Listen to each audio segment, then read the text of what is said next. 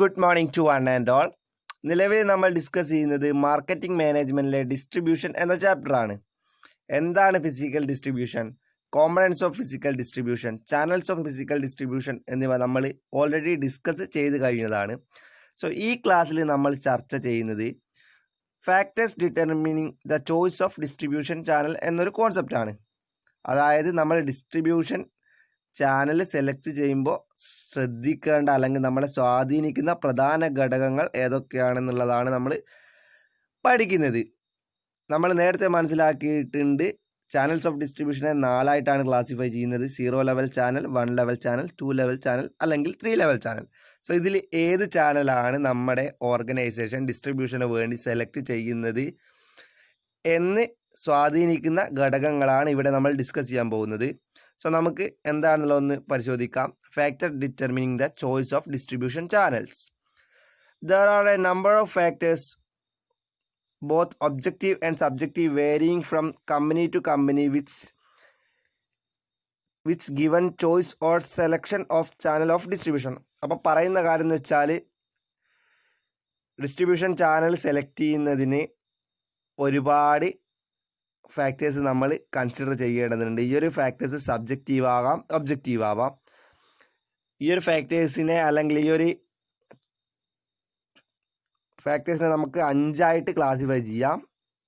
ആദ്യത്തേത് factors relating product characteristics, രണ്ടാമത്തേത് factor relating companies characteristics, മൂന്നാമത്തേത് പറയുന്നത് മാർക്കറ്റ് ആൻഡ് കൺസ്യൂമർ ക്യാരക്ടറിസ്റ്റിക്സ് ആണ്, നാലാമത്തേത് പറയുന്നത് മിഡിൽമാൻ കൺസിഡറേഷൻ, അഞ്ചാമത്തേത് എൻവയോൺമെൻറ്റൽ ക്യാരക്ടറിസ്റ്റിക്സ്. സോ ഈ ഒരു 5 ക്യാരക്ടറിസ്റ്റിക്സിൻ്റെ ബേസിലാണ് നമ്മൾ ഡിസ്ട്രിബ്യൂഷൻ ചാനൽസ് സെലക്ട് ചെയ്യുന്നത്. സോ ഇന്ന് നമ്മൾ ഈ ക്ലാസ്സിൽ ഡിസ്കസ് ചെയ്യുന്നത് factor relating to product characteristics ആണ്. Product manufactured by a company is a governing factor in the selection of the channels of distribution. അപ്പോൾ factor relating to product characteristics കൊണ്ട് ഉദ്ദേശിക്കുന്നത് നമ്മൾ ഉണ്ടാക്കുന്ന പ്രോഡക്ട്സിൻ്റെ നാച്ചർ എന്ത് ചെയ്യുന്നു, ഡിസ്ട്രിബ്യൂഷൻ ചാനൽ സെലക്ട് ചെയ്യുന്നതിൽ ഒരു പ്രധാന ഘടകമാണ്. സോ സംഗതി സിമ്പിളാണ്. ഇവിടെ പറയുന്ന കാര്യം വളരെ സിമ്പിളാണ്.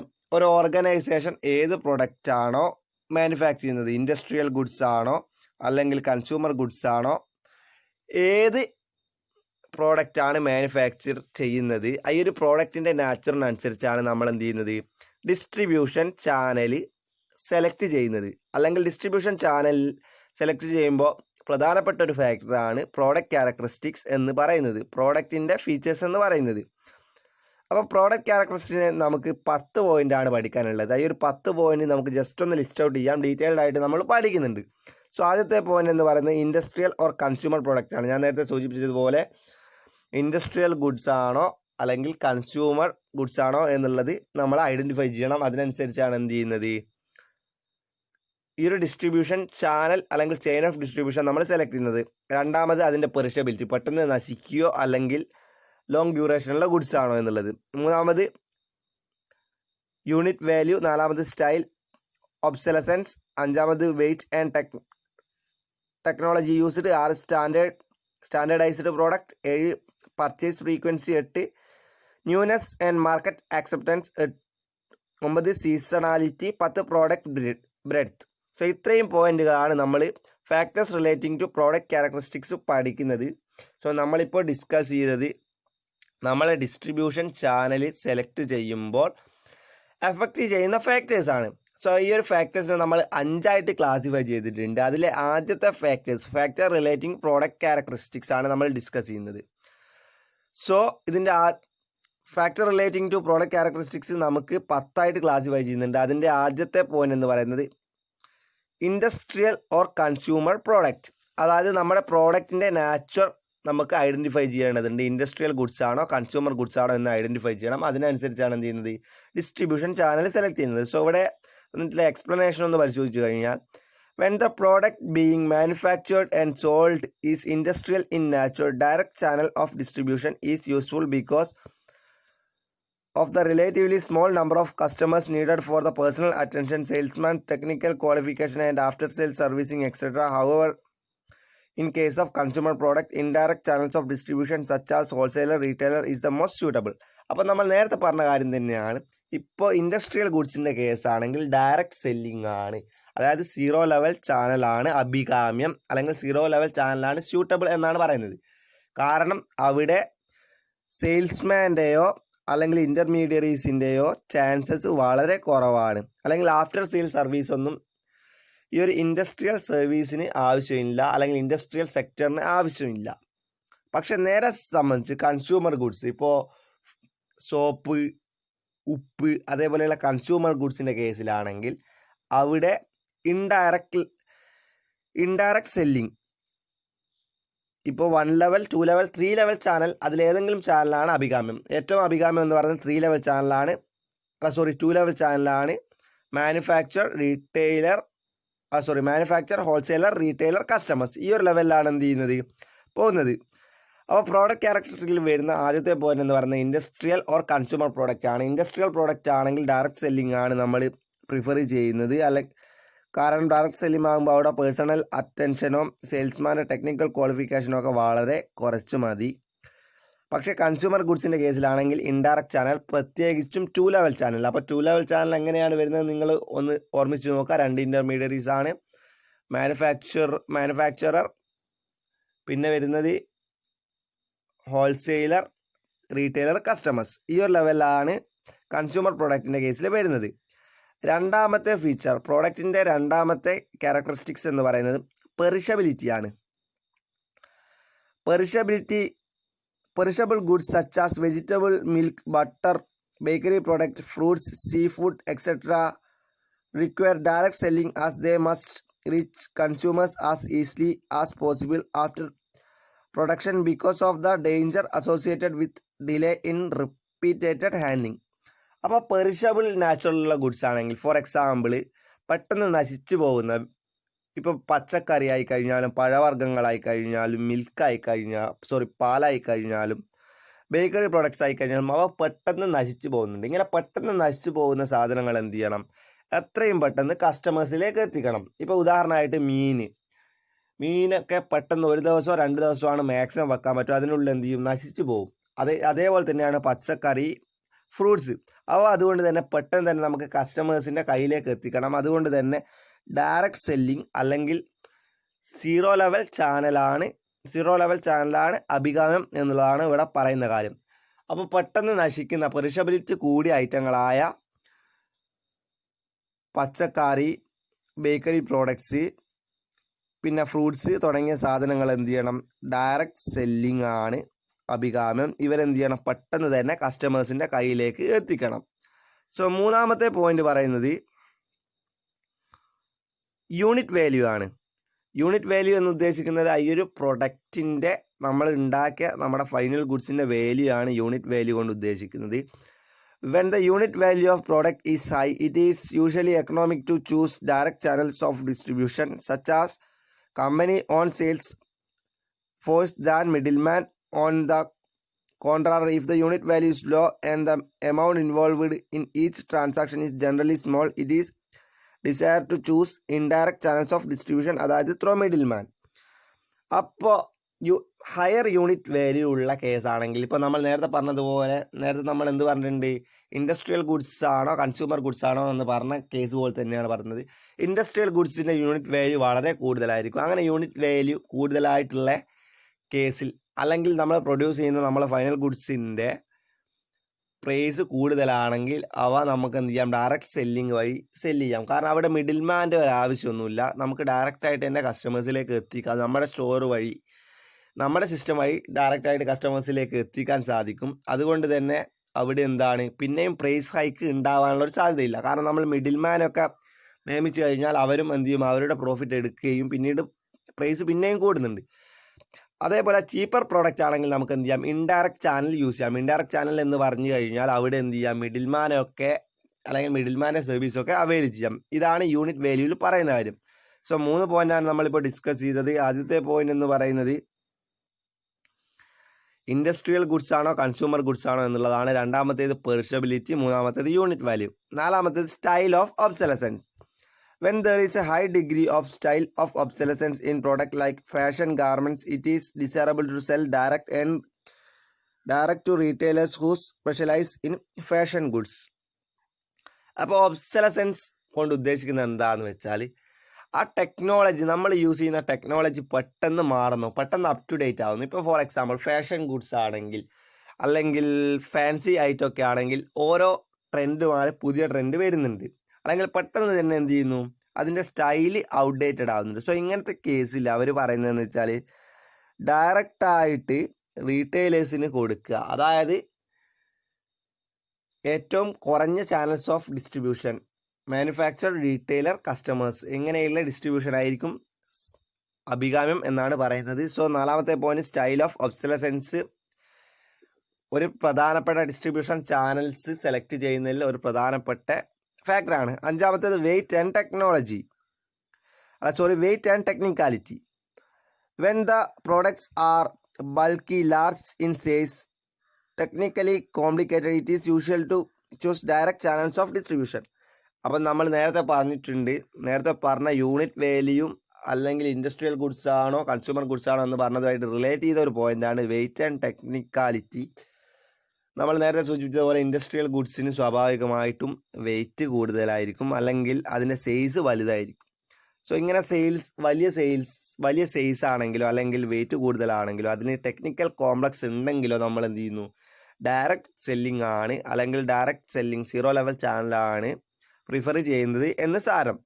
സോ ഇപ്പോൾ ഡിസ്കസ് ചെയ്ത 5 പോയിന്റ് വ്യക്തമായിട്ട് മനസ്സിലാക്കുക. ഇനി ഒരു 5 പോയിന്റ് കൂടിയുണ്ട്. അപ്പോൾ ആദ്യത്തെ പോയിന്റ് പറയുന്നത് ഇൻഡസ്ട്രിയൽ ഗുഡ്സ് ആണോ കൺസ്യൂമർ ഗുഡ്സ് ആണോ എന്ന് ഐഡൻറ്റിഫൈ ചെയ്യണം. സെക്കൻഡ്, പെറിഷബിലിറ്റി, അത് പെട്ടെന്ന് നശിക്കുകയോ, ഫോർ എക്സാമ്പിൾ മിൽക്ക് പോലെയുള്ള അല്ലെങ്കിൽ ഫിഷ് പോലെയുള്ള വെജിറ്റബിൾ പോലെയുള്ള ഐറ്റങ്ങളാണെങ്കിൽ നമ്മൾ ഡയറക്റ്റ് സെല്ലിംഗ് വഴിയാണ് സെലക്ട് ചെയ്യേണ്ടത്, അല്ലെങ്കിൽ 0 ലെവൽ ചാനലാണ് സെലക്ട് ചെയ്യേണ്ടത്. 3, യൂണിറ്റ് വാല്യൂ പറയുന്നത് ഹയർ പ്രൈസ് ആണെങ്കിൽ നമ്മൾ എന്ത് ചെയ്യണം, ഡയറക്റ്റ് സെല്ലിംഗ് പ്രിഫർ ചെയ്യണം.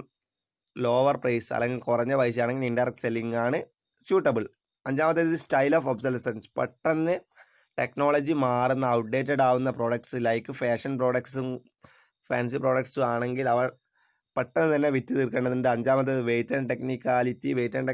പറയുന്നതെന്ന് വെച്ചാൽ സൈസ് കൂടി അല്ലെങ്കിൽ ടെക്നിക്കലി കോംപ്ലക്സ് ഉള്ള ഐറ്റം നമ്മൾ എന്ത് ചെയ്യണം, ഡയറക്റ്റ് സെല്ലിംഗ് വഴി അല്ലെങ്കിൽ 0 ലെവൽ ചാനൽ വഴി വിൽക്കണം എന്നുള്ളതാണ് പറഞ്ഞതിൻ്റെ സാരം. അപ്പോൾ അടുത്തതായിട്ട് നമ്മൾ ഡിസ്കസ് ചെയ്യുന്നത് 6ാമത്തെ പോയിന്റ് എന്ന് പറയുന്നത് standardised products. When the products are standardized, each unit is similar in shape, size, weight, color, and quality, etc. It is useful to choose indirect channels of distribution.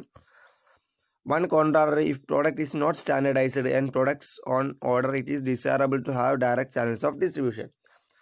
അപ്പോൾ 6ാമതായിട്ട് പറയുന്നത് നമ്മുടെ പ്രോഡക്റ്റ് സ്റ്റാൻഡേർഡൈസ്ഡ് ഫോമിലാണ്. അപ്പോൾ standardised form എന്നുകൊണ്ട് ഉദ്ദേശിക്കുന്നത് എല്ലാ പ്രോഡക്റ്റും തമ്മിൽ ഒരു യൂണിഫോമിറ്റി ഉണ്ട്. നമ്മൾ പ്രൊഡ്യൂസ് ചെയ്യുന്ന എല്ലാ പ്രോഡക്റ്റും തമ്മിൽ ഒരു സിമിലാരിറ്റി ഉണ്ട്, ഒരു യൂണിഫോമിറ്റി ഉണ്ട്. അങ്ങനെ കേസിലാണെങ്കിൽ നമ്മൾ എന്ത് ചെയ്യുന്നു, ഇൻഡയറക്റ്റ് മാർക്കറ്റിംഗ്, അതായത് 0 ലെവൽ 1 ലെവൽ 2 ലെവൽ എന്നീ ചാനൽസ് സെലക്ട് ചെയ്യുന്നു.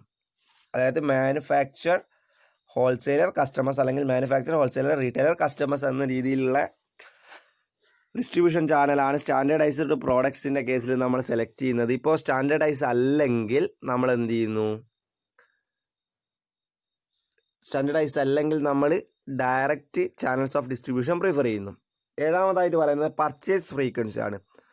അപ്പോൾ ഫ്രീക്വൻ്റ്ലി പർച്ചേസ് ചെയ്യുന്ന പ്രോഡക്റ്റ് ആണെങ്കിൽ നമുക്ക് എന്ത് ചെയ്യും, ഡയറക്റ്റ് ചാനൽ വഴി ഡിസ്ട്രിബ്യൂട്ട് ചെയ്യാൻ സാധിക്കും. ഇതെന്ത് ചെയ്യുന്നു, കോസ്റ്റ് റെഡ്യൂസ് ചെയ്യാൻ സാധിക്കും. അപ്പോൾ ഞാൻ ഇന്നലെ പറഞ്ഞൊരു കാര്യം ഉണ്ടായിരുന്നു, എത്രത്തോളം മിഡിൽമാൻ വരുന്നുണ്ടോ അത്രത്തോളം പ്രോഡക്റ്റിൻ്റെ കോസ്റ്റ് അല്ലെങ്കിൽ പ്രൈസ് വർദ്ധിക്കുന്നുണ്ട്. സോ നമ്മൾ ഫ്രീക്വൻ്റ് ആയിട്ട് പർച്ചേസ് ചെയ്യുന്ന പ്രോഡക്റ്റ് ആണെങ്കിൽ നമ്മൾ എന്ത് ചെയ്യുന്നു, ഡയറക്റ്റ് ചാനൽ വഴി വിൽക്കുന്നതാണ് സ്യൂട്ടബിൾ എന്നാണ് പറയുന്നത്. നമ്മൾ നേരത്തെ പറഞ്ഞിട്ടുണ്ട് വെജിറ്റബിൾ ആയാലും പെർഷബിൾ ഗുഡിൻ്റെ കേസിൽ അത് നമ്മൾ ഫ്രീക്വൻ്റ്ലി പർച്ചേസ് ചെയ്യുന്നതാണ്. വെജിറ്റബിൾ, ഫ്രൂട്ട്സ്, ഫിഷ് തുടങ്ങിയവ, മിൽക്ക് തുടങ്ങിയവ നമ്മൾ ഫ്രീക്വൻ്റ്ലി പർച്ചേസ് ചെയ്യുന്നതാണ്. അപ്പോൾ മിൽക്കിൻ്റെ ഒരു കേസ് എടുത്തു കഴിഞ്ഞാൽ മിൽമ ചെയ്യുന്ന കാര്യം എന്ന് വെച്ചാൽ അവരുടെ ഔട്ട്ലെറ്റ് വഴിയാണ് വിൽക്കുന്നത്. അതായത് ഡയറക്റ്റായിട്ട് മിൽമയുടെ പ്രോഡക്റ്റ് നമ്മൾ എന്ത് ചെയ്യുന്നു, അവരുടെ ഔട്ട്ലെറ്റ് വഴി നമുക്ക് കിട്ടുന്നു. സോ ഡയറക്റ്റ് ചാനലാണ് അഭികാമ്യം. 8ാമത് newness and market acceptance. For a new products with a high degree of market acceptance, usually there is need for an aggressive selling effort. Hence, indirect channels may be used by appointing wholesalers and retailers as sole agents. അപ്പം ഒരു പുതിയ product മാർക്കറ്റിലേക്ക് launch ചെയ്യുകയാണ്. So ഇങ്ങനെയുള്ള launch ചെയ്യുന്ന product എന്ത് ചെയ്യണം, നമുക്ക് കസ്റ്റമേഴ്സിനെ പരിചയപ്പെടുത്തേണ്ടതുണ്ട്.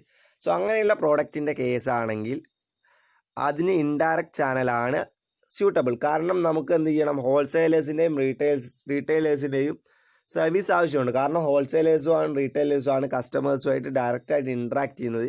സോ നമുക്ക് നമ്മുടെ പ്രോഡക്റ്റ് മാർക്കറ്റിൽ എക്സ്റ്റാബ്ലിഷ് ആക്കണമെങ്കിൽ, നമ്മളൊരു മാർക്കറ്റിലേക്കുള്ള ഒരു ന്യൂ കമ്മിങ് കമ്പനിയാണ് നമ്മുടേത്. സോ നമുക്കത് മാർക്കറ്റിൽ എസ്റ്റാബ്ലിഷ് ചെയ്യണമെങ്കിൽ എന്താണ്, നമുക്ക് ഹോൾസെയിലേഴ്സിൻ്റെയും റീറ്റെയിലേഴ്സിൻ്റെയും സർവീസ് ആവശ്യമാണ്. അതുകൊണ്ട് തന്നെ ഈ ഒരു കേസിൽ നമ്മൾ എന്ത് ചെയ്യുന്നു, ഇൻഡയറക്റ്റ് ചാനൽ സെലക്ട് ചെയ്യുന്നു. 9ാമത്തെ പോയിന്റ് എന്ന് പറയുന്നത് സീസണാലിറ്റിയാണ്. When the product is subject to seasonal variation such as woollen textiles in India is desirable to appoint sole selling agents who undertake the sale of production by booking orders from retailers and direct mills to dispatch goods as soon as they are ready for sale as per the order. അപ്പോൾ seasonal goods ആണെങ്കിൽ ഇവിടെ ഒരു ഉദാഹരണം പറയുന്നത്, നിങ്ങൾ ഈ കമ്പിളി പുതപ്പും കൊണ്ടുവരുന്ന ആളുകളെ നിങ്ങൾ കാണുന്നുണ്ട്. ഈ കമ്പിളി പുതപ്പും കൊണ്ട് ചിലപ്പോൾ പലരും ഇപ്പോൾ ബംഗാളീസ് ആയാലും അന്യസംസ്ഥാനക്കാരായാലും നിങ്ങളുടെ വീട്ടിലേക്ക് വരുന്നത് കാണുന്നുണ്ട്. അപ്പോൾ ഇത് സീസണൽ ഗുഡ്സ് ആണ്. തണുപ്പ് കാലങ്ങളിലാണ് ഈ ഒരു വൂളൻ പ്രോഡക്ട്സ് അല്ലെങ്കിൽ കമ്പിളി സാധനങ്ങളായിട്ട് നമ്മളുടെ വീട്ടിൽ വരിക. അപ്പോൾ സീസണൽ ഗുഡ്സിന് 0 ലെവൽ ചാനൽ അല്ലെങ്കിൽ ഡയറക്റ്റ് സെല്ലിംഗ് ആണ് പ്രിഫറബിൾ എന്നാണ് പറയുന്നത്. 10ാമത്തെ point product breadth. When the company is manufacturing a large number of product item it has greater ability to deal directly with customers because the breadth of the product line is enhance its ability clinch the sale. ആ product breadth കൊണ്ട് ഉദ്ദേശിക്കുന്നതെന്ന് വെച്ചാൽ നമ്മുടെ product deal ചെയ്യുന്ന parent company ഒരുപാട് products manufacture ചെയ്യുന്നുണ്ട്, അല്ലെങ്കിൽ അതിന് ഡിഫറെൻറ്റ് പ്രോഡക്റ്റ് ലൈൻ ഉണ്ട്. ഇപ്പോൾ ഫോർ എക്സാമ്പിൾ നമുക്ക് ITC ഇന്ത്യൻ ടൊബാക്കോ കമ്പനിയാണ് നമ്മുടെ കമ്പനി എന്ന് വിചാരിക്കുക. അവർ different line of products manufacture ചെയ്യുന്നുണ്ട്, വിൽക്കുന്നുണ്ട്. സോപ്പ് ഉണ്ട്, അവരുടെ ഫുഡ് ഐറ്റംസ് ഉണ്ട്, അങ്ങനെ ഒരുപാട് സാധനങ്ങൾ പ്രൊഡക്റ്റ് ലൈൻ ഉണ്ട്. ഇങ്ങനെ ഉള്ള കമ്പനിയുടെ പ്രൊഡക്റ്റ് ബ്രെഡ്ത്ത് കൂടുതലാണ് എന്ന് പറയുന്നു. ഇങ്ങനെ പ്രൊഡക്റ്റ് ബ്രെഡ്ത്ത് കൂടുതലായ കമ്പനീസിന് എന്ത് ചെയ്യുക, ഡയറക്റ്റ് മാർക്കറ്റിംഗ് വഴി സെല്ല് ചെയ്യാൻ സാധിക്കുമെന്നുള്ളതാണ് പറയുന്നത്.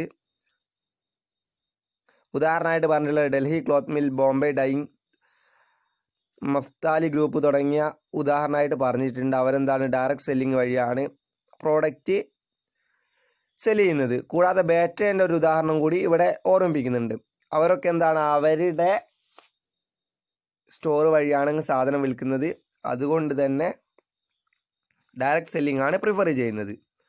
സോ ഇപ്പോൾ നമ്മൾ ഡിസ്കസ് ചെയ്തത് ഫാക്ടേഴ്സ് അഫക്റ്റിംഗ് പ്രോഡക്റ്റ് അല്ലെങ്കിൽ ഫാക്ടേഴ്സ് അഫക്റ്റിംഗ് ഡിസ്ട്രിബ്യൂഷൻ ചാനലാണ്. ഇതിൻ്റെ ആദ്യത്തെ ഫാക്ടർ എന്ന് പറയുന്നത് ഫാക്ടേഴ്സ് റിലേറ്റിംഗ് പ്രോഡക്റ്റ് ക്യാരക്ടറിസ്റ്റിക്സ് ആണ്. അപ്പോൾ പ്രോഡക്ട്സ് ക്യാരക്ടറിസ്റ്റിക്സുമായിട്ട് ബന്ധപ്പെട്ട 10 പോയിൻ്റാണ് നമ്മൾ ഡിസ്കസ് ചെയ്തത്. സോ ഈ ഒരു പോയിൻറ്റ്സിൽ എന്തെങ്കിലും സംശയങ്ങൾ ഉണ്ടെങ്കിൽ ചോദിക്കുക.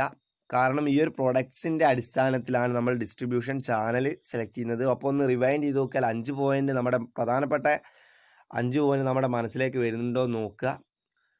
എന്തെങ്കിലും സംശയങ്ങളുണ്ടെങ്കിൽ ചോദിക്കുക. Thank you.